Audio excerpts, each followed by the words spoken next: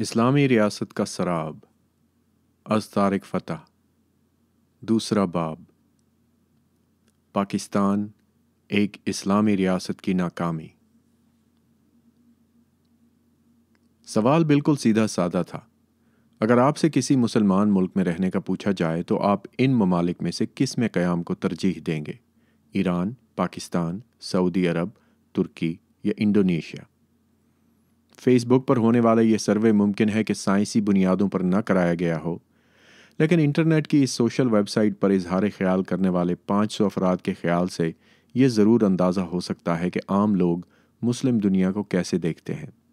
Survey میں شامل 78% افراد نے سیکولر ملک ترکی یا نسبتاً روشن خیال ملک انڈونیشیا کو ترجیح دی، جبکہ خود کو اسلامی ریاست قرار دینے والے ملکوں ایران، پاکستان اور سعودی عرب کو کم لوگوں نے درخورِ اعتنا جانا۔ ایران کو تو محض 3% افراد نے ترجیح دی۔ اگر کبھی کسی اسلامی ریاست کے قیام کے خلاف کوئی مقدمہ پیش کیا گیا تو سعودی عرب، ایران اور پاکستان اس کی واضح مثال کے طور پر سامنے آئیں گے۔ یہ تینوں ملک اگرچہ اسلامی ہونے کے دعوے دار ہیں، لیکن ان تینوں ملکوں کا طرز حکمرانی ایک دوسرے سے قطعی مختلف اور اسلام سے متعلق متنازع نظریات پر مبنی ہے۔ ایک چیز جو ان تینوں میں مشترک ہے وہ ہے شہریوں پر جبر۔ گزشتہ 1400 سال میں دنیا کے نقشے پر کئی مسلم معاشروں کو پھلنے پھولنے کا موقع ملا۔ دریائے وولگا کے کنارے آباد تاتارستان سے مغربی افریقہ میں سینیگال تک اور یورپ اور ایشیا کے سنگم پر واقع ترکی سے بحیرہ احمر کے دہانے پر قائم ملک صومالیہ تک، اس کے علاوہ چچنیا، کوسوو، ٹرینیڈاڈ اور فیجی تک۔ لیکن جس جوش و خروش کے ساتھ ایران، سعودی عرب اور پاکستان میں انسانی روح کو کچلنے کے لیے اسلام اور سیاست کو گڈمڈ کیا جاتا ہے اور کہیں نہیں کیا جاتا۔ ان 3 ملکوں میں سے 2 تو تیل کے سمندر پر بیٹھے ہیں، جبکہ تیسرا پاکستان ایٹمی طاقت ہے۔ ان تینوں کا ثقافتی اور تہذیبی پس منظر نہایت شاندار ہے اور یہ مابعد نو آبادیاتی دور میں اسلام کی نشاط ثانیہ کی درخشاں مثال بن سکتے تھے، لیکن شریعت کی اپنی تشریح کے تحت حکمرانی کے جوش میں ان ملکوں کے حکمران طبقوں نے اسلام کی ساکھ اور حضرت محمد کے ورثے کو بدنام کیا ہے۔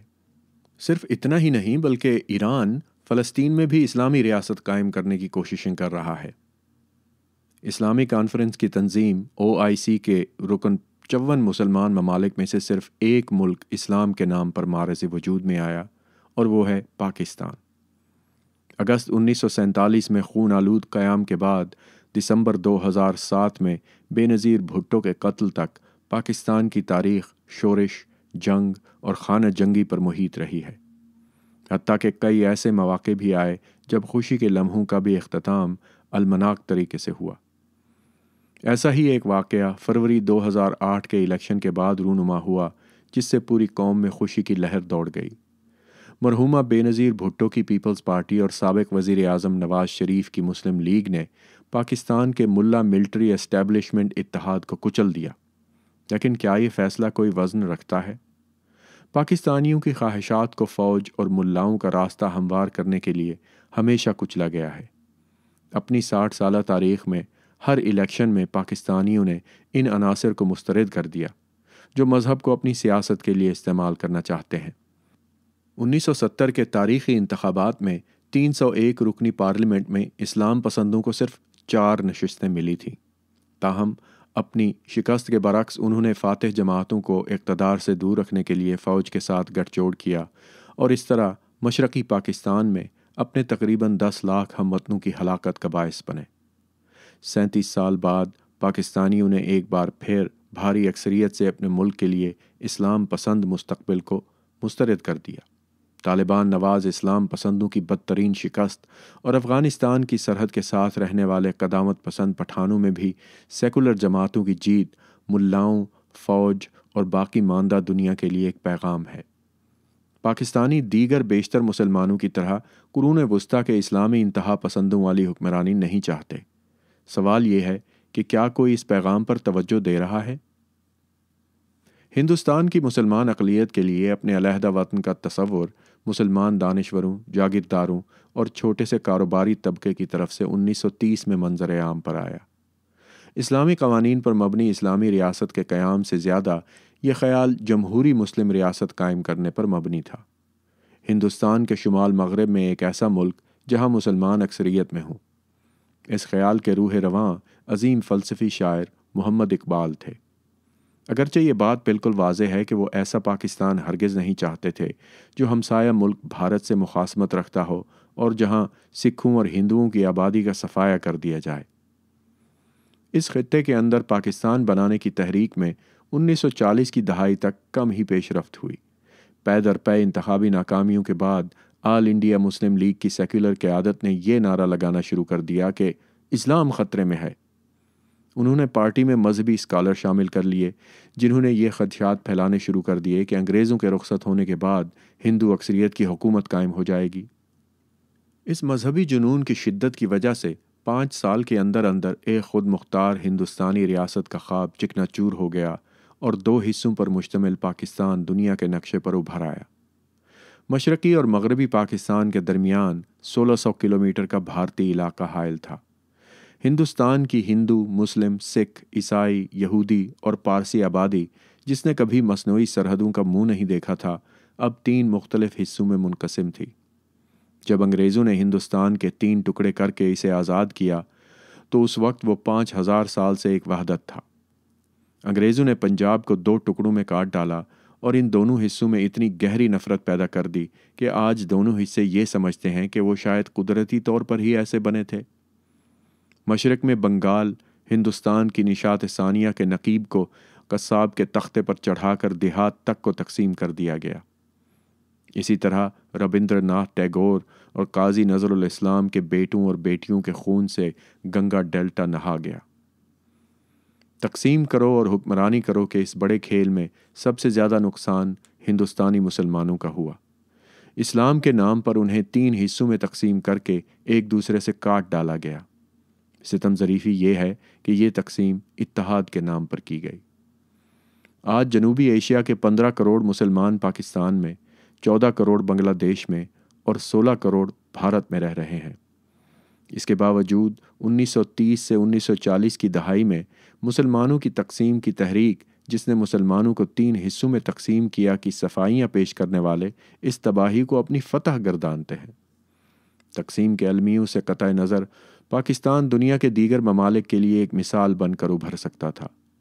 14 اگست 1947 کو پاکستان کا جنم اس وقت ہوا جب دنیا بھر کے دیگر مسلمان سامراجی طاقتوں کی غلامی میں جکڑے ہوئے تھے۔ مڈل کلاس اور دانشور طبقے نے ایسی نشاط ثانیہ کا خواب دیکھا جس سے ان کے شہریوں کو جدید دور کے تقاضوں سے ہم آہنگ کیا جا سکے۔ پاکستان کا قیام ایک ایسی چنگاری سمجھی گئی جس سے آزادی اور خود مختاری کے لیے مسلم دور کا شعلہ بھڑک سکے۔ پاکستان سب سے بڑا اسلامی ملک تھا، ایک جمہوریت، کثیر القومی اور مختلف زبانیں بولنے والوں کا مرکز۔ اس کے شمال میں دنیا کا عظیم ترین پہاڑی سلسلہ ہمالیہ تھا۔ اس کی سرزمین کو سندھ اور گنگا کا پانی سیراب کرتا تھا۔ اس کی شاعری کا خمیر 13ویں صدی کے صوفی شاعر رومی اور 20ویں صدی کے نوبل انعام یافتہ ادیب ربندر ناتھ ٹیگور کی شاعری سے اٹھا۔ اس کے لوگ بنگالی، پشتو، پنجابی، سندھی اور اردو جیسی بھرپور اور رسیلی زبانیں بولتے تھے۔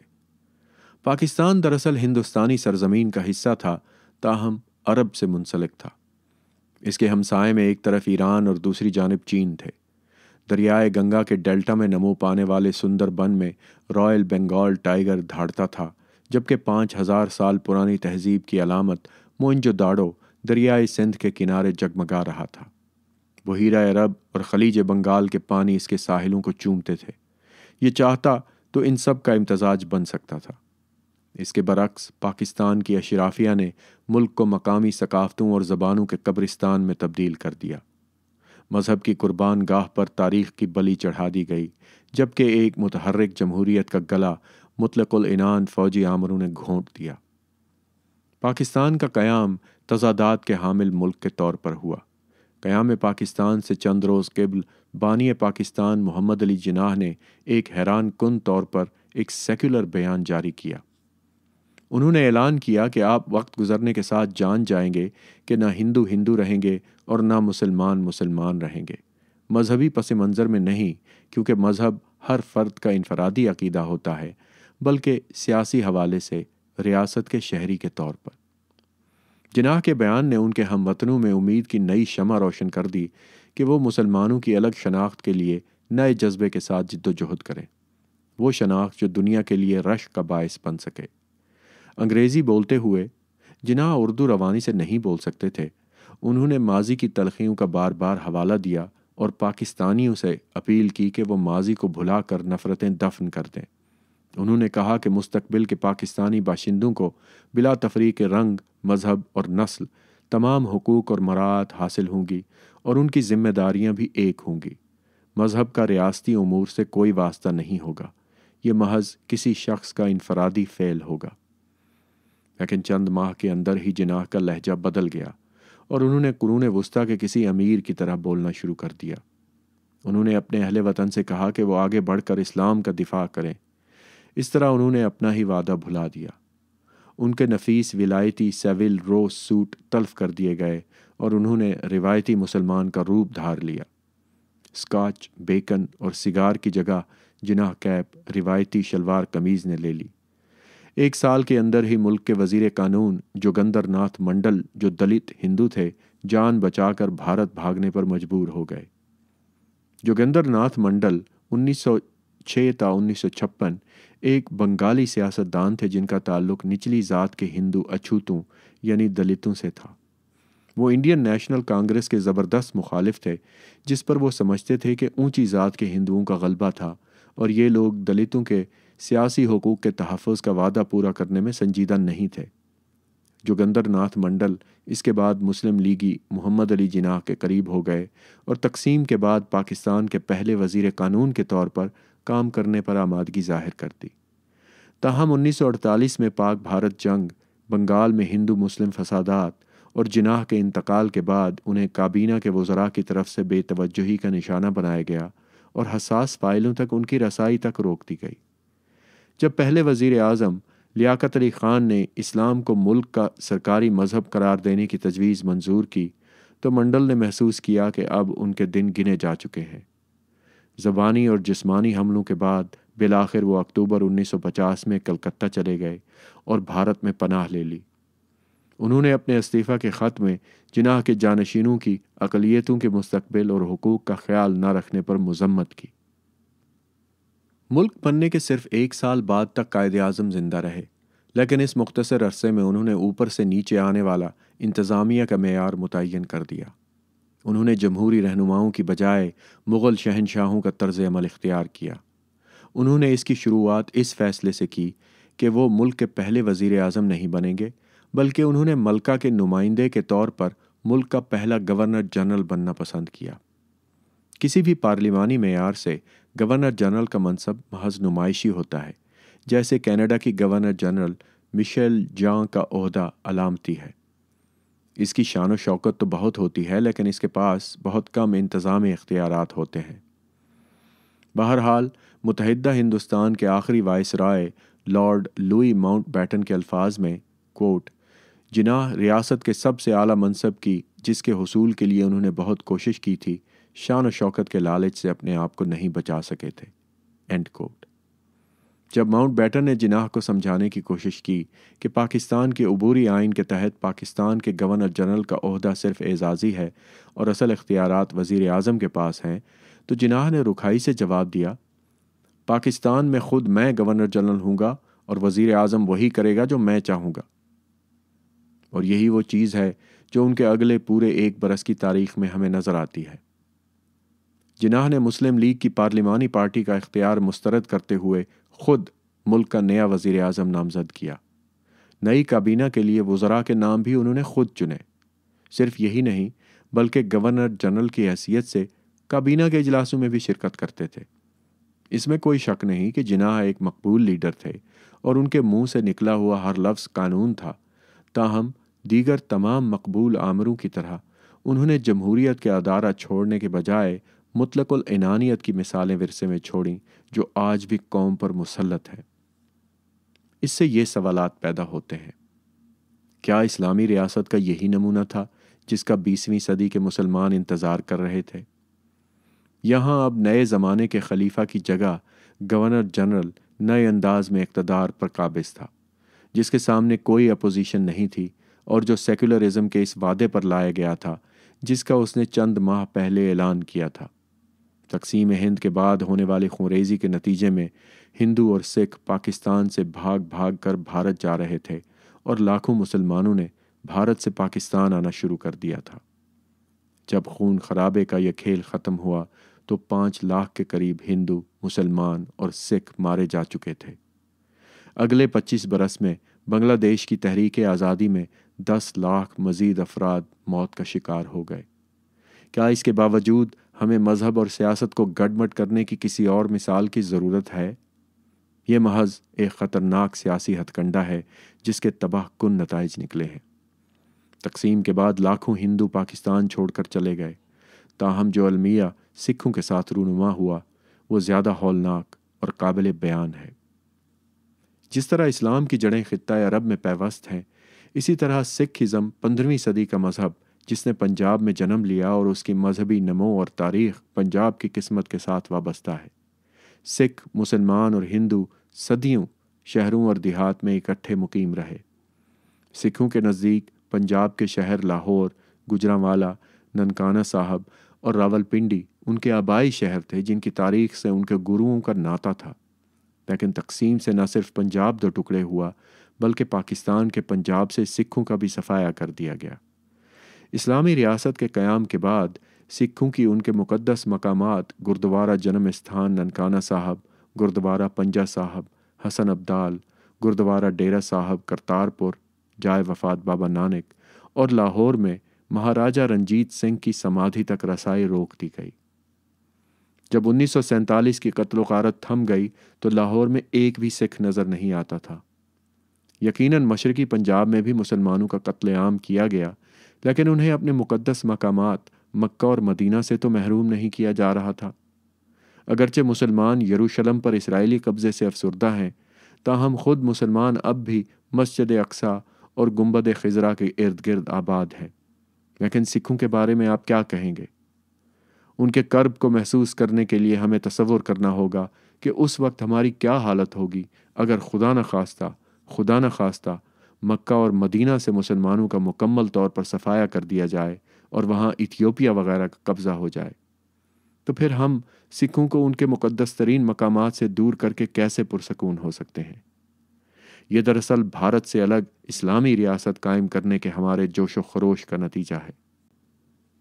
ہم مسلمان مقبوضہ اسلامی علاقوں کی آزادی کا کیوں کر مطالبہ کر سکتے ہیں جبکہ ہم نے سکھوں کو ان کے مذہبی مقامات سے دور کرنے اور ان کی نسل کشی کو ایک اسلامی ریاست کے اندر جائز قرار دیا؟ وہ مسلمان جو سکھوں سے ہمدردی نہیں رکھتے کیا خود سے پوچھ سکتے ہیں کہ ایسا کیوں کیا گیا تھا؟ 1947 سے قبل پنجابی مسلمان سکھ مت کو کوئی دشمن مذہب نہیں سمجھتے تھے، کیونکہ مسلمانوں کے نقطہ نظر سے سکھ مت تصوف کی تعلیمات جس کی جڑیں اسلامی فکر میں ہیں اور بھکتی تحریک جس کا ماخذ ہندو فلسفہ ہے کا امتزاج ہے۔ یہ بات سچ ہے کہ مغل شہنشاہوں کا رویہ بالخصوص سکھوں کے مذہبی رہنماؤں کے ساتھ ظالمانہ اور بے رحمانہ تھا، لیکن وہ مغل اسلام کی نمائندگی نہیں کر رہے تھے۔ ان کا یہ سلوک صرف سکھوں کے ساتھ بہیمانہ نہیں تھا بلکہ ان کے ہم مذہب بھی سخت سزاؤں سے محفوظ نہیں رہ سکے تھے۔ قیام پاکستان کے ساتھ سکھوں کو شاید اپنے مذہبی مقامات سے زیادہ ایک قیمتی چیز سے ہاتھ دھونا پڑا، اور وہ تھے سکھوں کے ذیلی نیم ثقافتی فرقے۔ ان میں سے ایک فرقہ سیوا پنتھی تھا جو پنجاب، سندھ اور بلوچستان سرحد کے ساتھ علاقے صحرائے تھل میں پھل پھول رہا تھا۔ سیوا پنتھی عقیدہ 1947 تک 12 نسلوں سے جنوب مغربی پنجاب میں فروغ پاتا رہا۔ یہ فرقہ جسے سیوا پنتھی، سیوا داسیے اور عدن شاہی کے نام سے جانا جاتا تھا کی بہترین شناخت بھائی گھنیا تھے، جنہوں نے 10ویں گرو کی مغل فوج کے ساتھ جنگ کے دوران زخمی ہونے والے سکھوں اور مسلمانوں کو بلا تفریق طبی امداد فراہم کی۔ سیوا پنتھی فرقے کے پیروکار منفرد سفید چادر باندھتے تھے۔ انہوں نے بر صغیر کے مذہبی فلسفوں میں ایک نیا رخ متعارف کرایا۔ ان کا عقیدہ ہے کہ ضرورت مندوں کی مدد کرنا روحانی مراقبے کی افضل ترین شکل ہے، مقدس کتاب اور اشلوک پڑھنے سے بھی زیادہ افضل۔ پاکستان بننے سے سیوا پنتھیوں کو زبردست نقصان پہنچا کیونکہ وہ نئے مشرقی پنجاب میں پھر کبھی اپنے قدم نہ جما سکے۔ فلسفوں اور زمین کے درمیان نامیاتی رشتے کے فروغ کے لیے آبائی دھرتی کی ضرورت ہوتی ہے۔ 19ویں اور 20ویں صدی کے ایسے دیگر سکھ فرقوں اور دھڑوں میں جن میں نامدھاری، رادھا سوامی، نرنکاری، نرملیے اور سدھ شامل تھے، انہیں یا تو بہت محدود کر دیا گیا یا تقسیم ہند کے بعد بالکل ہی مٹا دیا گیا۔ سکھ لیڈر بذات خود بھی اس المیے کے ذمہ دار تھے۔ در حقیقت یہ وہ خود تھے جنہوں نے پنجاب کی تقسیم کا مطالبہ کیا۔ کوتاہ نظری اور عاقبت نااندیشی کے معاملے میں جناح تنہا نہیں تھے۔ 8 مارچ 1947 کو انڈین نیشنل کانگریس نے دہلی میں ہونے والے اپنے اجلاس میں ایک قرارداد منظور کی جس میں پنجاب کی تقسیم کے حوالے سے سکھ بنیاد پرستوں کے مطالبے کی حمایت کی گئی۔ کانگریس اور اس کے سکھ اتحادیوں نے مطالبہ کیا کہ انگریزوں کی رخصتی کے بعد پنجاب کے غیر مسلم اکثریتی علاقوں کو الگ کر کے نیا صوبہ مشرقی پنجاب بننا چاہیے اور اسے پاکستان کی بجائے بھارت کا حصہ ہونا چاہیے۔ سکھوں کے ان کے مقدس مقامات سے دور کرنے کے المیے نے سکھ اور مسلمان دونوں کو متاثر کیا۔ کوئی بھی انسانی جسم کے اعضاء کو الگ کر کے یہ توقع نہیں کر سکتا کہ کاٹے گئے اعضاء زندہ رہیں گے۔ یہی وجہ ہے کہ پنجابی ثقافت زندہ رکھنے پر سکھوں کے لیے میرے تحسینی جذبات کے باوجود میں سکھوں کی الگ ریاست خالصتان کے قیام اور بھارت کی مزید توڑ پھوڑ کا مخالف ہوں۔ بہتر ہوگا کہ سرحدیں کھول کر لوگوں کی آزادانہ آمد و رفت یقینی بنائی جائے۔ اس میں مہاجرین کے بچوں اور ان کی اولادوں کی آبائی علاقوں میں واپسی بھی شامل ہے۔ پنجاب کی تقسیم کے المیے کی بہترین منظر کشی ممتاز پنجابی شاعرہ اور ادیب امرتا پریتم نے کی۔ اج آکھاں وارث شاہ نو کے عنوان سے یہ نظم انہوں نے تقسیم کے وقت پاکستان سے اپنے خاندان کے ساتھ لاہور سے بھارت جاتے ہوئے ٹرین میں کہی۔ اج آکھاں وارث شاہ نو کتھوں قبراں وچوں بول تے اج کتاب عشق دا کوئی اگلا ورقہ پھول۔ ایک روئی سی دھی پنجاب دی تو لکھ لکھ مارے وین، اج لکھاں دھیاں روندیاں تینوں وارث شاہ نو کہن۔ اٹھ درد منداں دے دریا اٹھ تک اپنا پنجاب، اج بیلے لاشاں وچھیاں تے لہو دی بھری چناب۔ 1947 کے موسم گرما میں نئی کابینہ اور وزیر اعظم کے حلف اٹھانے کے بعد جب پاکستانی قوم عید الفطر منا رہی تھی تو جناح نے جمہوریت کا ایک اور مقدس اصول توڑ ڈالا۔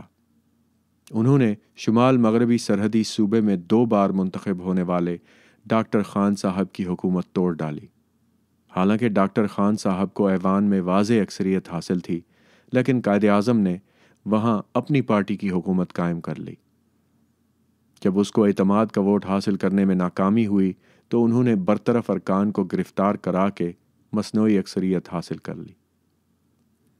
پاکستان کے شروع میں ہی NWFP کے پختون عوام سے معاشرے کے بیکار افراد جیسا سلوک کیا گیا اور ان کی اس بیگانگی نے کئی زخم چھوڑے۔ 1970 کی دہائی تک جاری رہنے والی اس تنہائی نے پختون قوم پرستی کو جنم دیا۔ بعد ازاں ان جذبات کو اسلام پسندوں نے یرغمال بنا کر آج کے طالبان کی بنیاد رکھی۔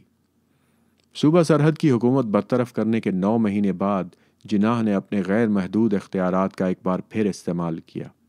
اس بار انہوں نے صوبہ سندھ کی حکومت برطرف کر دی جو ان کی اپنی جماعت مسلم لیگ کی تھی، اور گویا ابھی ان کی تسلی ہوئی ہو انہوں نے پنجاب حکومت کے اندر بغاوت کرانے کی بھی کوشش کی۔ 1 سال کے عرصے میں وہ شخص جس نے ہندوستان کے مسلمانوں کے لیے ایک جمہوری ملک پاکستان قائم کیا تھا نے جمہوریت کی روح کے منافی اقدامات کیے۔ انہوں نے احتجاج کرنے والوں کا محاسبہ کرنے کے لیے اسلام کا نام استعمال کیا، اور اپنے انتقال سے محض چند ہفتے پہلے انہوں نے اکثریتی آبادی بنگالیوں کی مادری زبان بنگالی کو قومی زبان نہیں بنایا۔ قائد اعظم کی طرف سے صرف اردو کے حوالے سے تقریر کے بعد ہونے والے لسانی فسادات نے مشرقی پاکستان کی علیحدگی اور بنگلہ دیش کے قیام کی راہ ہموار کر دی۔ 1948 میں جناح کے انتقال کے بعد مطلق العنانی کی یہ روایت مضبوط تر ہو گئی۔ اگر بابائے قوم نے خود لامحدود اختیارات کی مثال قائم کی ہو تو پھر ان کے سامنے کھڑا ہونے کی کس میں مجال تھی۔ جمہوریت کا پہلا امتحان مئی 1949 میں آیا جب مشرقی پاکستان کے علاقے تنگیل میں ضمنی انتخابات ہوئے۔ حکمران جماعت مسلم لیگ کو اپوزیشن کی کامیابی سے سخت صدمہ پہنچا۔ اس نشست سے ہاتھ دھونے پر دل برداشتہ وزیر اعظم لیاقت علی خان نے اسے ذاتی رسوائی سمجھا اور نتائج مسترد کرتے ہوئے نو منتخب رکن سمیت اپوزیشن کے دیگر کئی ارکان کو جیل بھجوا دیا۔ ان میں ممتاز کمیونسٹ لیڈر مونی سنگھ بھی شامل تھے۔ ان کی زندگی کے 22 سال جیل یا پھر روپوشی کی حالت میں گزرے۔ انہیں پھر 1971 میں اس وقت آزادی ملی جب پاکستان 2 ٹکڑے ہو چکا تھا۔ قائد اعظم کے انتقال کے بعد اسلام پسند ہلاکت آفرینی کے لیے نکل کھڑے ہوئے۔ وہ عناصر جنہوں نے اس وقت ملک کے قیام کی مخالفت کی تھی اب اس کے ٹھیکیدار بن گئے۔ ملک کے لیے جدت پسند دستور تیار کرنے کی تمام امیدیں دم توڑتی گئیں، کیونکہ دنیا بھر کے اسلام پسندوں نے پاکستان پر نظریں گاڑتے ہوئے اس کی تازہ مٹی کو خلافت کی بحالی کے خواب کی تعبیر کے لیے موزوں قرار دے دیا۔ مصر کے اسلام پسند سعید رمضان، جن کا بیٹا طارق سوئس مسلم تنظیم کا بانی ہے اور اب حکومتوں کی مشاورت کرتا ہے، پاکستان کو اسلامیانے کے لیے کراچی آئے۔ یہی کچھ پولینڈ کے نو مسلم محمد اسد نے کیا اور پاکستان کی بقا کے لیے بنیادی اصول تحریر کرنے میں جٹ گئے۔ الف لیلوی داستانوں والی احمقوں کی جنت میں رہتے ہوئے اسلام پسندوں نے زمینی حقائق اور عام پاکستانیوں کی خواہشات کو قطعی نظر انداز کر دیا۔ پاکستان کی تمام مقامی زبانوں کو ایک طرف کر کے یہ تجویز دی گئی کہ ملک کی قومی زبان عربی ہونی چاہیے، وہ زبان جو پاکستانی اب بھی نہیں بول سکتے۔ جہاں ایک طرف اسلام پسند آستینے چڑھا رہے تھے اور ایک آئینی بحران زور پکڑ رہا تھا، وہاں ملک کے نئے گورنر جنرل غلام محمد، جو ایک بیمار شخص اور برٹش سول سروس کے سابق افسر تھے، نے 1952 میں وزیر اعظم کو برطرف کر کے کابینہ تحلیل کر دی اور اپنے فرمان جاری کر کے حکومت چلانا شروع کر دی۔ 1954 تک ملک ایک بحران سے نکل کر دوسرے میں داخل ہوتا رہا۔ صوبائی انتخابات میں حکمران جماعت کو بدترین شکست کا سامنا کرنا پڑا جب 25 دسمبر 1954 کو کرسمس کے روز قوم بابائے قوم کا جنم دن منا رہی تھی تو گورنر جنرل نے آئین ساز اسمبلی ہی توڑ دی۔ اگر گورنر جنرل جناح صوبائی اسمبلیاں تحلیل کر سکتے تھے تو ان کا جانشین وفاقی اسمبلی کیوں نہیں توڑ سکتا تھا؟ اس محلاتی سازش کے بعد یہ سلسلہ پھر کبھی رک نہ سکا۔ اقتدار کی اس کشمکش کے دوران پہلے مارشل لا کا مزہ اس وقت چکھنا پڑا جب ملک میں احمدیوں کے قتل عام کی مہم زوروں پر تھی۔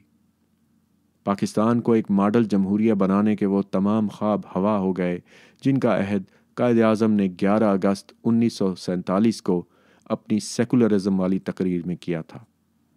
1953 تک یہ تصور مدھم پڑ گیا اور پھر بالکل بھلا دیا گیا، کیونکہ اسلام پسندوں کے ہجوم نے ساتھی مسلمانوں کو نشانہ بنانا اور انہیں اسلام کے نام پر قتل کرنا شروع کر دیا تھا۔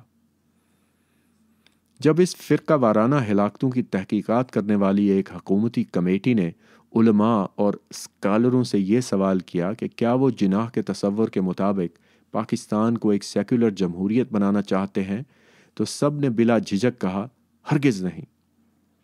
انکوائری کے روبرو ایک بیان میں جماعت اسلامی نے کہا کہ سیکولرزم کی بنیاد پر قائم ریاست شیطان کی تخلیق ہے۔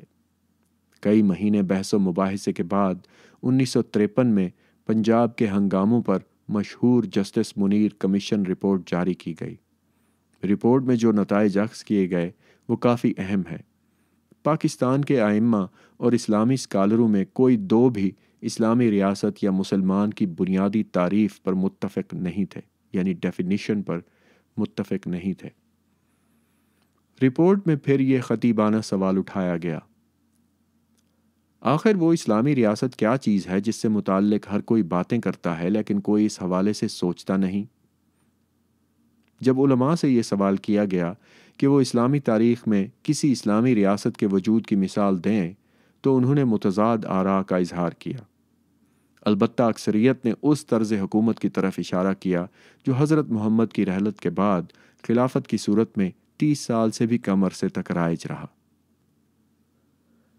کمیشن نے مستقبل کی اسلامی ریاست کی نوعیت کے حوالے سے اسلام پسندوں کے ذہن میں موجود تضاد اور ابہام کا بھی ذکر کیا ہے۔ یہاں ایک گواہ ماسٹر تاج الدین انصاری کا بیان درج کیا جاتا ہے۔ سوال: کیا آپ کے نزدیک اسلامی طرز حکومت کے لیے خلافت ضروری ہے؟ جواب: جی ہاں۔ سوال: گویا آپ پاکستان میں خلافت کے قیام کے حامی ہیں؟ جواب: جی ہاں۔ سوال: کیا مسلمانوں کے ایک سے زیادہ خلیفہ ہو سکتے ہیں؟ جواب: نہیں۔ سوال: کیا پاکستان کا خلیفہ پوری دنیا کے مسلمانوں کا خلیفہ ہوگا؟ جواب: ہونا تو چاہیے لیکن ہو نہیں سکتا۔ انکوائری کمیشن نے اسلامی ریاست کی مشترکہ تعریف وضع کرنے کے لیے سینکڑوں اسلامی اسکالروں کے انٹرویو کیے، لیکن آخر کار اسے ناممکن کام قرار دیتے ہوئے کہا، کوٹ: اس طرح یہ سوال بنیادی اہمیت کا حامل ہے کہ کیا کوئی شخص مسلمان ہے یا نہیں۔ یہی وجہ ہے کہ ہم نے کئی ممتاز علماء کرام سے یہ سوال پوچھا تاکہ مسلمان ہونے کی تعریف سامنے آ سکے۔ ان علماء کی اکثریت احمدیوں کو کافر سمجھتی ہے، لیکن ان سب کو اسی موقف کی بنیاد اور مسلمانوں کی تعریف پر بالکل واضح ہونا چاہیے، کیونکہ ان کا یہ کہنا کہ فلاں طبقہ اسلام سے تعلق نہیں رکھتا اس وقت قابل غور ہو سکتا ہے جب مسلمان ہونے کی بالکل ٹھیک تعریف پر اتفاق ہو۔ بہرحال اس حوالے سے انکوائری کا نتیجہ تسلی بخش رہا۔ البتہ اگر ہمارے علماء کے ذہن میں اتنے چھوٹے سے معاملے پر ابہام برقرار رہتا ہے تو تصور کر سکتے ہیں کہ باقی پیچیدہ امور پر کتنے اختلافات ہوں گے۔ اینڈ کوٹ۔ پاکستان کے ممتاز اسکالروں سے سوال و جواب کرنے کے بعد کمیشن کے رکن دونوں جج صاحبان نے مایوسی کے عالم میں لکھا، کوٹ: علماء کی طرف سے کی گئی ان تعریفوں یعنی ڈیفینیشنز کو مد نظر رکھتے ہوئے ہم صرف یہی تبصرہ کر سکتے ہیں کہ کوئی دو عالم بھی باہم متفق نہیں ہے۔ اگر ہم اپنی طرف سے کوئی تعریف کرتے ہیں جیسا کہ ہر عالم نے کی اور وہ تعریف دوسرے علماء سے مختلف ہوئی تو ہم سب دائرہ اسلام سے خارج ہو جائیں گے، اور اگر ہم کسی ایک عالم کی تعریف اپناتے ہیں تو ہم ایک عالم کے نزدیک مسلمان رہیں گے لیکن دیگر تمام علماء کے نزدیک کافر قرار پائیں گے۔ End quote. نتیجہ یہ ہوا کہ سپریم کورٹ کے ججوں پر مشتمل کمیشن، جس نے پاکستان کے پہلے مسلم کش فسادات کی انکوائری کی، نے اپنی رپورٹ میں لکھا، کوٹ: ایک عام آدمی پاکستان کو اسلامی ریاست سمجھتا ہے، اگرچہ یہ اسلامی ریاست نہیں ہے۔ اس سوچ کو اس لیے تقویت ملتی ہے کہ قیام پاکستان کے بعد سے تمام حلقوں کی طرف سے اسلام یا اسلامی ریاست کے مسلسل نعرے لگائے جا رہے ہیں۔ اسلامی ریاست قائم کرنے کا خیال مسلمانوں کے ہر دور میں موجود رہا ہے۔ اس کے پیچھے مسلمانوں کا وہ شاندار ماضی ہے جب اسلام عرب کے صحراؤں سے اٹھ کر آندھی کی طرح دنیا پر چھا گیا اور ان کے دیو کامت خداؤں کو اوندھے منہ گرا دیا جو انسان کی تخلیق کے وقت سے ان پر حکمرانی کر رہے تھے۔ اسلام نے صدیوں پرانے اداروں، توہمات اور ان رسوم و رواج کو جڑ سے اکھاڑ ڈالا جو انسانیت کو غلام بنائے ہوئے تھے۔ And quote. کوٹ: یہ عرب بدوؤں کا ہی عظیم کارنامہ تھا جو دنیا نے اس سے پہلے کبھی نہیں دیکھا تھا۔ آج کے مسلمان ماضی میں رہتے ہیں اور اس سنہری دور کی واپسی کے لیے بے چین ہے۔ آج کا مسلمان ایک دوراہے پر کھڑا ہے، اس کے گرد ماضی کی چادر ہے اور پیٹھ پر صدیوں کا بوجھ لدا ہوا ہے۔ وہ مایوس اور پریشان ہے، وہ مخمصے میں ہے کہ کس طرف جائے۔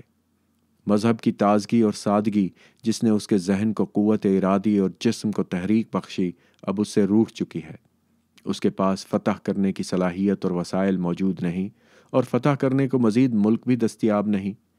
اسے اس بات کا بہت کم ادراک ہے کہ اس وقت جو قوتیں اس کے خلاف میدان میں ہیں وہ ان طاقتوں سے قطعی مختلف ہیں جس سے اس کا ابتدائی دور میں واسطہ پڑا تھا، اور اس کے آباء و اجداد نے انسانی ذہن کو جو راستے دکھائے تھے اور ان سے جو نتائج برآمد ہوئے وہ انہیں نہیں سمجھ سکتا۔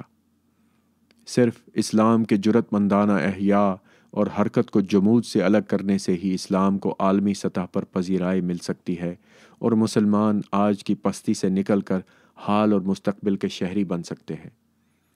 یہ محض واضح اور جرأت مندانہ سوچ کی کمی سمجھنے اور فیصلے کرنے سے معذوری ہے جس نے پاکستان میں اس ابہام اور فکری یلیدگی کو جنم دیا ہے جس کی ہم انکوائری کر رہے ہیں۔ اس طرح کے واقعات اس وقت تک رونما ہوتے رہیں گے جب تک ہمارے رہنما اپنے نصب العین کا واضح تعین نہیں کرتے اور اس کے حصول کا طریقہ وضع نہیں کرتے۔ یہ بات محسوس کرنے کے لیے کسی تخیل کی ضرورت نہیں کہ زمینی حقیقت ہی رہے گی، چاہے ہم اس پر یقین کریں یا نہ کریں یا اس کے متضاد چلنے کی خواہش کریں۔ جب تک ہم ریگ مال کی جگہ ہتھوڑے سے کام لیتے رہیں گے اور مسائل کے حل کے لیے اسلام کو مسلط کرنے کی کوشش کریں گے، مایوسی اور نا امیدی ہمارے قدم روکے گی۔ اسلام کا عرفہ مذہب اس وقت بھی زندہ رہے گا جب ہمارے لیڈر اس کے نفاذ کے لیے موجود نہ ہوں گے۔ یہ عقیدہ فرد کے اندر باقی رہے گا، اس کی روح کے اندر، اور خدا سے اس کا تعلق بھی محد سے لحد تک باقی رہے گا۔ اور ہمارے سیاستدانوں کو یہ سمجھنا چاہیے کہ جب الوہی احکامات بھی کسی فرد کو مسلمان رہنے پر آمادہ نہیں کر سکتے تو ان کے قوانین کیسے کر سکتے ہیں؟ End quote. یہ الفاظ صدا بصحرا ثابت ہوئے۔ اس ملک کے سیاستدان اسلام کو بطور سیاسی ہتھیار استعمال کرنے کی وقت سے آگاہ تھے، اور وہ سونے کی اس چڑیا سے ہاتھ دھونے پر ہرگز آمادہ نہیں تھے۔ اسلام پسندوں کی طرف سے اسلام کے ٹھیکیدار ہونے کے دعوے کے باوجود عام پاکستانیوں نے انہیں ایک کے بعد دوسرے صوبائی انتخابات میں مسترد کر دیا۔ اس کی بجائے انہوں نے سینٹر لیفٹ کے اتحادیوں کو ووٹ دیے۔ 1956 میں ملک کا پہلا آئین تیار ہونے کے باوجود پاکستان کی حکمران اشرافیہ نے عام انتخابات کا التوا برقرار رکھا۔ وزرائے اعظم کی بار بار تبدیلی پر ہمسایہ ملک بھارت میں ہمارا مذاق اڑایا گیا۔ کمیونزم کے خلاف امریکہ کی جنگ میں شامل ہو کر نئے اسلامی ملک کا استحکام حاصل کیا گیا۔ پاکستان میں بھی بائیں بازو کے ارکان کو چن چن کر نشانہ بنایا گیا۔ معروف مارکسسٹ حسن ناصر کو تشدد کے بعد قتل کیا گیا۔ پاکستان نے کمیونزم مخالف تنظیم سینٹرل ٹریٹی آرگنائزیشن یعنی سینٹو میں شمولیت اختیار کر لی، جس سے ترکی، ایران اور پاکستان امریکی کمان کے ماتحت ہو گئے۔ Pakistan South East Asia Treaty یعنی سیٹو میں بھی شامل ہوا، جس کے رکن برطانیہ، امریکہ، پاکستان، فلپائن اور تھائی لینڈ تھے۔ یہ دونوں امریکہ کی زیر قیادت نیٹو کی طرز پر فوجی اتحاد تھے۔ پاکستان کے برطانیہ اور امریکہ کے ساتھ فوجی تعلقات نے اس کے عرب دوستوں کو ناراض کر دیا۔ جب اسرائیل، برطانیہ اور فرانس نے نہر سوئز پر 1956 میں حملہ کیا تو پاکستانی حکومت نے مصر کی حمایت کرنے کی بجائے حملہ آور فوجوں کی شرمناک حمایت کی۔ ایک اشرا بیکار ضائع کرنے کے بعد پاکستان نے مارچ 1959 میں پہلے عام انتخابات کا اعلان کیا، لیکن اس فیصلے سے امریکہ، پاکستان کی حکمران اشرافیہ اور اسلام پسند سیاسی جماعتوں میں بے چینی محسوس کی گئی۔ تمام اندازوں سے یہ بات بالکل واضح ہو گئی تھی کہ اگر مارچ 1959 میں صاف اور شفاف انتخابات ہو جاتے تو نیشنل عوامی پارٹی نیپ کی زیر قیادت سینٹر لیفٹ کا اتحاد پاکستان کے دونوں حصوں میں بہت اچھی حمایت حاصل کر لیتا۔ نیپ کا قیام بائیں بازو کے کئی گروپوں اور کالعدم کمیونسٹ پارٹی کے اتحاد سے عمل میں لایا گیا تھا۔ اس بات کی امید تھی کہ یہ سیاسی اتحاد مشرقی پاکستان، صوبہ سرحد، سندھ اور بلوچستان میں اچھی کارکردگی دکھائے گا، جبکہ پنجاب کی ٹریڈ یونین تحریک بھی اس کے ساتھ تھی۔ لیکن مسئلہ یہ تھا کہ نیپ نے پاکستان کے سینٹو اور سیٹو اتحاد سے نکلنے کا مطالبہ کیا تھا۔ اس وقت تک پاکستان کی مسلح افواج نے امریکی محکمہ دفاع پینٹاگون سے قریبی تعلقات استوار کر لیے تھے، اور CIA نے پشاور کے قریب اپنے اڈے بنا لیے تھے، جہاں سوویت یونین پر بلا تعطل پروازیں کرنے والے امریکی جاسوس طیارے U-2 موجود رہتے تھے۔ نیشنل عوامی پارٹی کی کوئی بھی کامیابی امریکہ کے لیے اسٹریٹجک خطرہ تھی، کیونکہ نیپ نے وعدہ کیا تھا کہ وہ پاکستان کے امریکہ کے ساتھ فوجی تعاون کے معاہدے ختم کر دے گی۔ اس طرح NAP کی کوئی کامیابی جماعت اسلامی کے اسلام پسندوں کی ساکھ کو بھی متاثر کرتی، کیونکہ انہیں پورے ملک میں شاید ایک بھی نشست نہ ملتی۔ 1970 میں بالآخر جب انتخابات ہوئے تو جماعت اسلامی کو 301 رکنی پارلیمنٹ میں صرف 4 نشستیں مل سکیں۔ چند برس قبل CIA کو اسی قسم کی صورتحال کا سامنا ایران میں کرنا پڑا تھا، جہاں بائیں بازو سے تعلق رکھنے والے رہنما محمد مصدق نے انتخابات میں کامیابی حاصل کی تھی۔ بعد ازاں محمد مصدق کو ایک خونریز بغاوت کے ذریعے ہٹا دیا گیا۔ پاکستان میں امریکہ نواز فوج نے محمد مصدق کے تجربے سے سبق سیکھا۔ یہ بھی ٹھیک ہے کہ اندرونی سیاست بھی اپنا کھیل کھیل رہی تھی۔ صدر سکندر مرزا جانتے تھے کہ نئی پارلیمنٹ انہیں بطور سربراہ مملکت قبول نہیں کرے گی، اور اگر الیکشن ہوئے تو ان کے دن گنے جا چکے۔ یوں امریکہ کی حمایت یافتہ فوج اور صدر سکندر مرزا نے سینٹر لیفٹ کی متوقع کامیابی کے آگے پیشگی بند باندھ دیا۔ 7 اکتوبر 1958 کو فوج نے بغاوت کر دی اور ملک کا آئین منسوخ کر دیا گیا۔ اس طرح آنے والے انتخابات ملتوی ہو گئے۔ اس وقت کے ایئر چیف اصغر خان نے 1983 میں اپنی شاہکار تصنیف جنرلز ان پالیٹکس میں لکھا ہے، 7 اکتوبر کو رات 9 بجے صدر نے مجھے طلب کیا۔ جب میں ایوان صدر پہنچا تو ایوب خان اور دیگر فوجی افسر بھی وہاں موجود تھے، ان میں بریگیڈیئر یحییٰ خان بھی شامل تھے۔ مجھے صدر سکندر مرزا نے بتایا کہ انہوں نے آئین منسوخ کر دیا ہے اور مارشل لا نافذ کیا جا چکا ہے اور فوج اقتدار سنبھالنے والی ہے۔ مجھے پہلے سے اس منصوبے کی بھنک نہیں پڑی تھی۔ مجھے حکم دیا گیا کہ میں اگلے چند گھنٹے تک وہیں بیٹھا رہوں، شاید اس لیے کہ اس عرصے میں سارا کام مکمل ہو جائے۔ And quote. پاکستان کا پہلا آئین بگڑ چکا تھا۔ اگلے روز ملک کے چیف جسٹس نے بھی اسے آشیرواد دی، اور آئندہ 2 ہفتے میں جنرل ایوب خان نے صدر سکندر مرزا کو چلتا کیا اور 27 اکتوبر 1958 کو خود صدر بن گئے۔ اس روز پاکستان میں جمہوریت کی موت واقع ہو گئی۔ اس کے بعد بعض مواقع پر جمہوریت دوبارہ بحال کرنے کی کوشش کی گئی، لیکن اسے پاکستان کی مسلح افواج نے جمہوریت کو یرغمال بنائے رکھا۔ اس کام میں اسے اسلام پسندوں کی مکمل حمایت رہی ہے۔ اپنے اقتدار کو جمہوریت کا رنگ دینے کے لیے 1965 کے موسم بہار میں جنرل ایوب خان، جو اب فیلڈ مارشل بن چکے تھے، نے صدر کا الیکشن لڑا، انتخابات میں دھاندلی کی۔ اس سے عوام، بالخصوص مشرقی پاکستان کے لوگوں میں زبردست اشتعال پھیل گیا۔ طلبہ، ٹریڈ یونین کے ارکان، وکلاء اور اساتذہ نے گلیوں میں ایوب کتا ہائے ہائے کے نعرے لگائے۔ بڑے پیمانے پر خون خرابے کا خدشہ محسوس کرتے ہوئے فیلڈ مارشل، جو امریکی صدر آئزن ہاور، جان ایف کینیڈی اور لنڈن جانسن کے اچھے دوست تھے، نے وہی آزمودہ ہتھیار استعمال کیا جو تمام آمر استعمال کرتے آئے ہیں۔ انہوں نے پاکستان کا پرچم اپنے گرد لپیٹ لیا، لوگوں کا غم و غصہ کافر دشمن بھارت کے خلاف جنگ کی طرف موڑ دیا۔ اس طرح اگست 1965 میں انہوں نے آپریشن جبرالٹر شروع کیا۔ سویلین کپڑوں میں ہزاروں فوجیوں کو بھارت کے زیر انتظام کشمیر میں بھیجا گیا۔ بھارت نے اس کا جواب 6 ستمبر کو پاکستان پر حملے کی صورت میں دیا، جس کے نتیجے میں جنگ 17 روز تک جاری رہی اور پھر معاملہ لٹک گیا۔ چند ماہ تو ایوب خان ہیرو بنے رہے، مخالف مظاہرین کو غدار قرار دے دیا گیا اور وہ منظر عام سے غائب ہو گئے۔ ایسا نظر آنے لگا کہ ایوب خان پاکستان کے نجات دہندہ بن کر اگلے ایک اور عشرے تک پاکستان پر حکومت کریں گے، لیکن ایسا ہو نہ سکا۔ 4 سال کے اندر ہی ایوب خان کو زبردست عوامی احتجاج لے ڈوبا۔ اس دوران 1 لاکھ کے لگ بھگ لوگ گرفتار ہوئے اور سینکڑوں ہلاک کر دیے گئے۔ فیلڈ مارشل کے مداحوں میں اس وقت ایک طالب علم بھی تھا جو کراچی کے سینٹ پیٹرک ہائی سکول میں زیر تعلیم تھا۔ اس کا نام تھا پرویز مشرف۔ مستقبل میں ایوب خان کی طرح اس نے بھی ایک منتخب حکومت کا تختہ الٹا اور امریکہ کا خطے میں قریبی اتحادی بنا۔ ان دونوں فوجی جنرلوں کے ادوار کے مابین ایک اور کردار بھی نمودار ہوا اور دنیا کی اسلام پسند تحریک کے اتحاد اور کمیونزم کے خلاف امریکی جنگ کی علامت کے طور پر ابھرا۔ یہ جنرل محمد ضیاء الحق تھا۔ 1970 میں اردن میں فلسطینیوں کے قتل عام کا منصوبہ ساز تھا۔ اس واقعے کو اب بھی سیاہ ستمبر کے نام سے یاد کیا جاتا ہے۔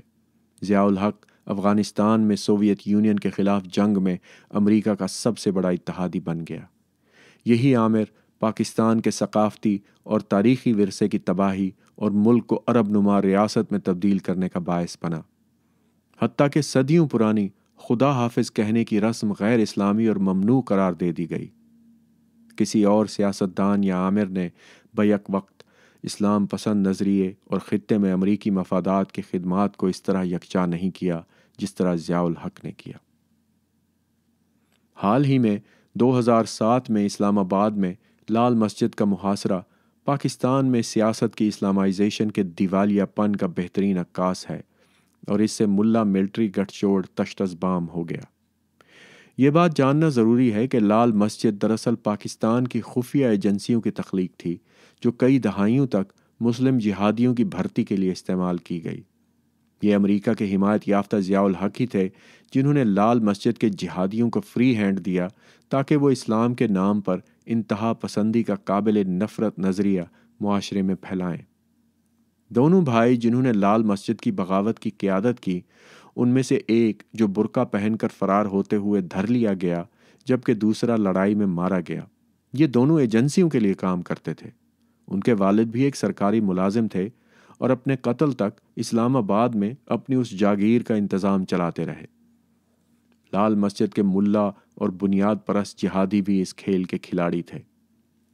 جب تک یہ مسجد اسلام پسندوں کی سرگرمیوں کا گڑھ بنی رہی، جنرل مشرف مغرب کو یہ باور کراتے رہے کہ مغرب کو دہشت گردی کے خلاف لڑائی میں ان کی ضرورت ہے، بالکل اسی طرح جیسے صدر ایوب خان نے امریکی انتظامیہ کو قائل کرنے کی کوشش کی تھی کہ ان کے بغیر پاکستان کمیونزم کی گود میں چلا جائے گا۔ جنرل مشرف نے صدر بش کو قائل کیا کہ ان کے بغیر پاکستان ایک بہت بڑی لال مسجد بن جائے گا جہاں اسلام پسند جہادی بھرے ہوں گے اور ملک کو اسلامی ایٹمی طاقت بنا ڈالیں گے۔ جو بات انہوں نے ظاہر نہ کی وہ یہ تھی کہ لال مسجد میں اتنا اسلحہ ان کی حکومت کے علم میں لائے بغیر جمع نہیں ہو سکتا۔ یہ ہو ہی نہیں سکتا تھا کہ اسلام آباد کے عین مرکز میں اور حکومتی وزارتوں کے بالکل قریب مشین گنوں، راکٹ لانچروں اور گولہ بارود کا اتنا ذخیرہ جمع کر لیا جائے اور پاکستان کی ہوشیار سیکیورٹی ایجنسیوں کو پتہ ہی نہ چلے۔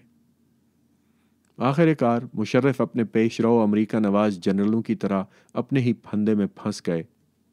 وہ جہادی جن کو دوبارہ بوتل میں نہ بند کر سکے، اس لیے انہیں ہلاک کرنا پڑا۔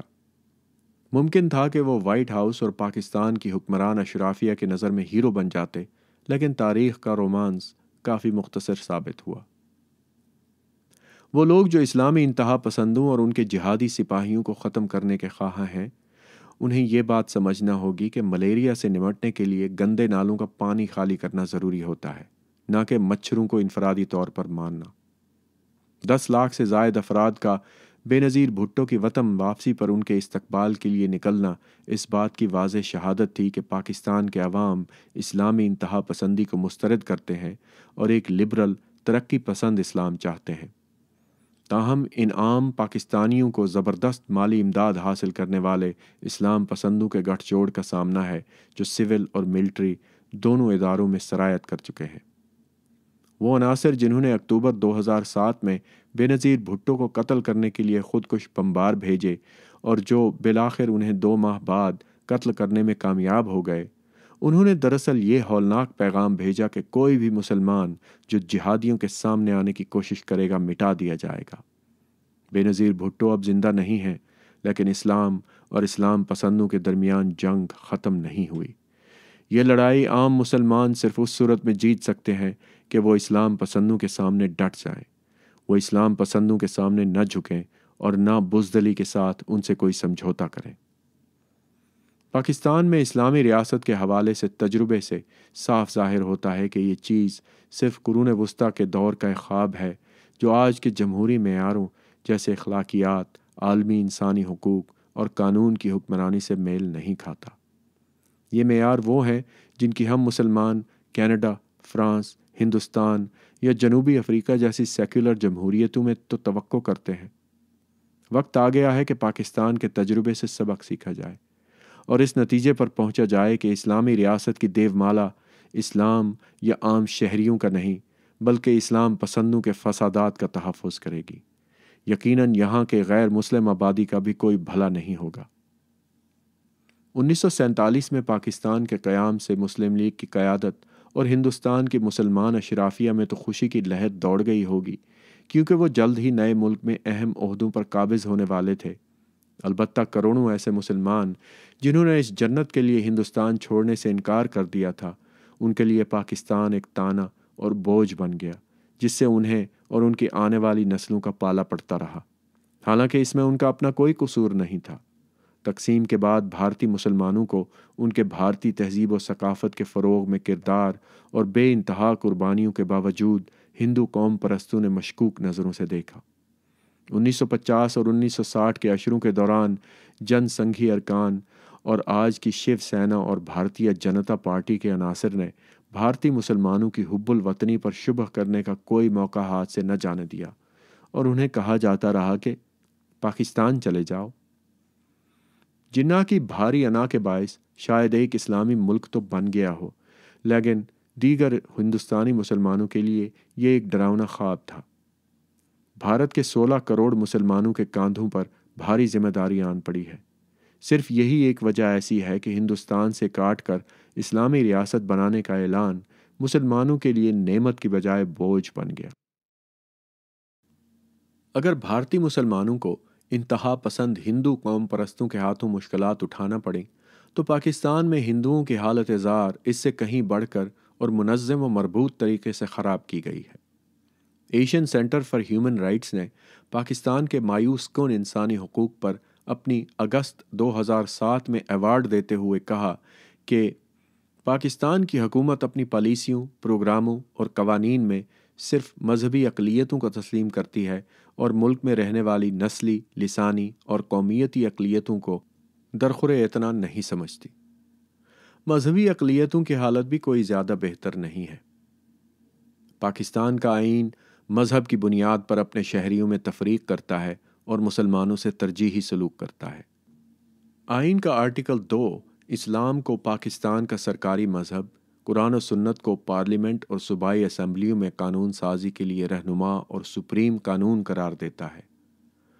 آرٹیکل 2:41 کے تحت صرف ایک مسلمان ہی صدر مملکت بن سکتا ہے۔ آرٹیکل 260 مسلمان اور غیر مسلم میں فرق کرتا ہے اور اس طرح مذہب کی بنیاد پر امتیاز کی حوصلہ افزائی کرتا ہے۔ آئین پر اس طرح عمل درآمد انسانی حقوق کی سنگین خلاف ورزیوں کا باعث بن سکتا ہے۔ پاکستانی آئین مسلمان اکثریت سے اتنا ترجیحی سلوک کرتا ہے کہ ایک ہندو جج کو بھی اپنا منصب سنبھالتے ہوئے اللہ کے نام پر حلف اٹھانا پڑتا ہے۔ 24 مارچ 2007 کو جسٹس رانا بھگوان داس کو ان قرآنی دعا کے ساتھ پاکستان کے قائم مقام چیف جسٹس کا حلف اٹھانا پڑا: اللہ میرا حامی و ناصر ہو، آمین۔ ذرا تصور کریں کہ بھارت، امریکہ یا کینیڈا میں کسی مسلمان جج کو انجیل مقدس یا گیتا پر حلف اٹھانے پر مجبور کیا جائے تو کیا ہوگا؟ آپ کو پوری دنیا میں مشتعل مظاہرین سڑکوں پر نعرے لگاتے نظر آئیں گے۔ یہ مظاہرین اس وقت کہاں تھے جب جسٹس بھگوان داس کے مذہبی جذبات کو سر عام کچلا گیا؟ پاکستان کے ضابطۂ فوجداری میں توہین رسالت پر سخت سزا مقرر کی ہے۔ یہ توہین رسالت کے قوانین دستور پاکستان کی کئی شقوں سے متصادم ہیں۔ ان میں اپنے عقیدے کی تبلیغ، اعلان اور عبادت آرٹیکل 20، قانون کی نظر میں تمام شہریوں کا بلا تفریق تحفظ آرٹیکل 25 اور اقلیتوں کے جائز حقوق اور مفادات کا تحفظ آرٹیکل 36 شامل ہیں۔ اور گویا پاکستان کے غیر مسلموں کو دوسرے درجے کا شہری بنانے کے لیے موجودہ قوانین کافی نہیں تھے کہ مئی 2007 میں پاکستانی پارلیمنٹ میں اسلام پسندوں نے تحفظ ناموس رسالت بل متعارف کرایا، جس میں دیگر چیزوں کے علاوہ مرتد مرد کے لیے سزائے موت اور مرتد خاتون کے لیے عمر قید کی سزا تجویز کی گئی ہے۔ اگر سعودی عرب میں نصابی کتب یہودیوں اور عیسائیوں کے خلاف نفرت کی تعلیم دیتی ہیں تو پاکستانی کتابوں میں ہندوؤں اور ہندو مت کے خلاف نفرت پڑھائی جاتی ہے۔ کئی درسی کتابوں میں تو ہندوؤں کو اسلام کا دشمن قرار دیا گیا ہے۔ صرف ہندو ہی نفرت کے اس ماحول سے متاثر نہیں ہو رہے ہیں، بلکہ احمدی فرقے کو کافر قرار دے دیا گیا ہے اور کھلے عام اس عقیدے پر چلنے کو اسلام کے خلاف سمجھا جاتا ہے۔ 2006 میں توہین رسالت کے 99 واقعات سامنے آئے۔ ان میں پولیس نے صرف 48 مقدمات درج کیے۔ ان میں سے 27 ملزم مسلمان، 10 عیسائی اور 11 احمدی کمیونٹی سے تعلق رکھتے تھے۔ یہ بات قابل غور ہے کہ عیسائی، ہندو اور احمدی مسلمان مل کر کل آبادی کے 4% سے بھی کم ہیں۔ لیکن انہیں ان کے تناسب سے زیادہ توہین رسالت کے قوانین کا نشانہ بنایا جاتا ہے۔ یہ حقیقت کہ ایک ریاست جو قرآن اور احادیث سے رہنمائی کا دعویٰ کرتی ہے، اس کی طرف سے اقلیتی شہریوں کے حقوق کی پامالی سے ظاہر ہوتا ہے کہ اسلام کو ایمان کا ذریعہ بنانے کی بجائے ایک بار پھر محض اختیارات کا اعلی کار بنایا جا رہا ہے۔ چاہے یہ کراچی کا شیو مندر ہو جسے قصے خانے میں تبدیل کر دیا گیا ہو، یا لاہور کا کرشنا مندر جسے مسمار کر کے ایک کمرشل پلازے کی تعمیر کی راہ ہموار کی گئی۔ پر یہ ان لوگوں کی مجرمانہ خاموشی ہے جو اسلام کو اپنی کردار سازی کا منبع قرار دیتے ہیں۔ انہوں نے اسلام کو لندن، دہلی اور تل ابیب میں تیار کی گئی نام نہاد سازشوں سے زیادہ نقصان پہنچایا ہے۔ سن 2007 کے موسم سرما میں جب لال مسجد کو اسلام پسندوں سے خالی کرا لیا گیا تو شمال مغربی سرحدی صوبے میں کئی مسیحی خاندانوں کو اسلامی جنگجوؤں کی طرف سے دھمکی آمیز خط کے بعد نقل مکانی کرنا پڑی۔ خط میں دھمکی دی گئی کہ آپ لوگ 10 روز کے اندر اسلام قبول کر لیں یا نتائج بھگتنے کے لیے تیار رہیں۔ یہ فعل ہر لحاظ سے شرمناک ہے، لیکن میرے مذہب اسلام کے نام پر یہ حرکت کی گئی، اس لیے یہ اور بھی زیادہ افسوسناک ہے۔ پاکستان میں بلوچستان کے غریب مگر غیرت مند عوام نے فوج اور ملاؤں کے ہاتھوں جو تکلیف اٹھائی ہے وہ اور کسی کمیونٹی نے نہیں اٹھائی۔ میں بلوچوں کو اچھی طرح جانتا ہوں۔ 1970 میں 19 سالہ سیاسی قیدی کی حیثیت سے میں نے کافی عرصہ پہاڑی علاقے میں واقع مچھ جیل میں گزارا۔ میں بلوچستان کی اس تحریک کا حصہ تھا جو اس خطے کو صوبے کا درجہ دلانے اور اس کی زبان کی شناخت کے لیے شروع کی گئی۔ یہ ایسے لوگ ہیں جن پر پاکستان کو فخر کرنا چاہیے۔ بہت کم پاکستانی اس حقیقت سے باخبر ہوں گے کہ 11 اگست 1947 کو برطانیہ کے تولیتی علاقے بلوچستان نے آزادی کا اعلان کر دیا تھا۔ 3 روز بعد پاکستان بھی آزاد ملک بن گیا، لیکن یہ دونوں آزاد ریاستیں 1 سال سے بھی کم عرصے کے لیے ایک ساتھ رہیں۔ مارچ 1948 میں پاکستانی فوج نے حملہ کر کے بلوچستان پر قبضہ کر لیا۔ گرفتاری کے خوف سے روایتی بلوچ سردار خان اف کلات میر احمد یار خان نے الحاق کی دستاویز پر دستخط کر دیے۔ اس کے بعد ایک خانہ جنگی شروع ہو گئی، لیکن غیر منظم اور مناسب اسلحے سے محروم بلوچ پاک فوج کا مقابلہ نہیں کر سکتے تھے۔ اس طرح بلوچستان پاکستان کا سب سے بڑا صوبہ بن گیا۔ اس کا 1/3 رقبہ ایرانی عملداری میں رہا۔ بلوچ بغاوت کے لیڈر کو اس کے ساتھیوں سمیت گولی مار دی گئی۔ اس طرح بلوچستان کے پاکستان کے ساتھ افسوسناک الحاق کا آغاز ہوا۔ بلوچ رہنماؤں کے خون میں ڈوبا آغاز۔ آج 60 سال سے بلوچستان پاکستانی فوج کے قبضے میں ہے۔ اس دوران بلوچوں نے 2 بار گوریلا کارروائیاں کی۔